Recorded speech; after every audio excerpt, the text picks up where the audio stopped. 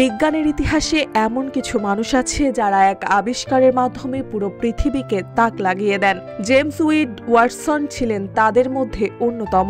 ডিএনএর রহস্য উন্মোচন করে তিনি আমাদের দেখিয়েছিলেন জীবন কিভাবে এক প্রজন্ম থেকে আরেক প্রজন্মে প্রবাহিত হয়।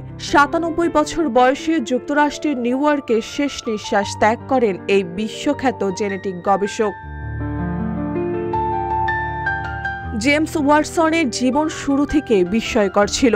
মাত্র ১৫ বছর বয়সে শিকাগো বিশ্ববিদ্যালয়ে ভর্তি হন এবং ১৯৫০ সালে পিএইচডি সম্পূর্ণ করেন। ১৯৫১ সালে ক্যামব্রিজ বিশ্ববিদ্যালয়ের ক্যাভেন্ডিশ ল্যাবে যোগ দিয়ে দেখা হয় ফ্রান্সিস ক্রিকের সঙ্গে। তখন তারা যৌথভাবে চ্যালেঞ্জ নেন কিভাবে বংশগতির তথ্য বা ডিএনএ সাজানো আছে।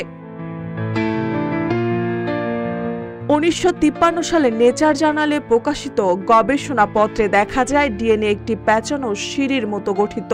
এই আবিষ্কার আণবিক জীববিজ্ঞানের নতুন যুগের সূচনা করে। ওয়াটসন, ক্রিক ও মরিস উইলস্কিক ১৯৬২ সালে নোবেল পুরস্কার লাভ করেন।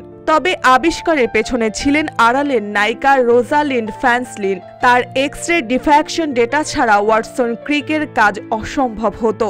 দীর্ঘ সময় তার অবদানকে কম গুরুত্ব দেওয়া হয়েছিল, যা পরে সমালোচনার বিষয় হয়ে দাঁড়ায়।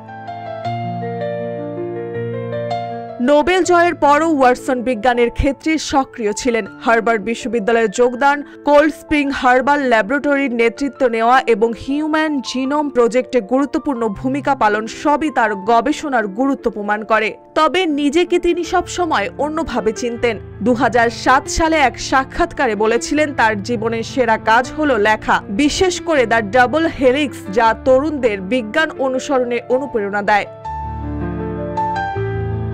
জেমস ওয়াটসনের জীবন ও কাজ শুধু বিজ্ঞানকে বদলায়নি, বরং নতুন প্রজন্মকে বিজ্ঞানের কাছে আনার অনুপ্রেরণা দিয়েছে।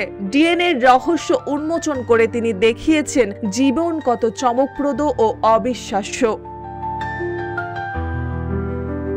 মার্জিয়া মৌ, রূপালী বাংলাদেশ।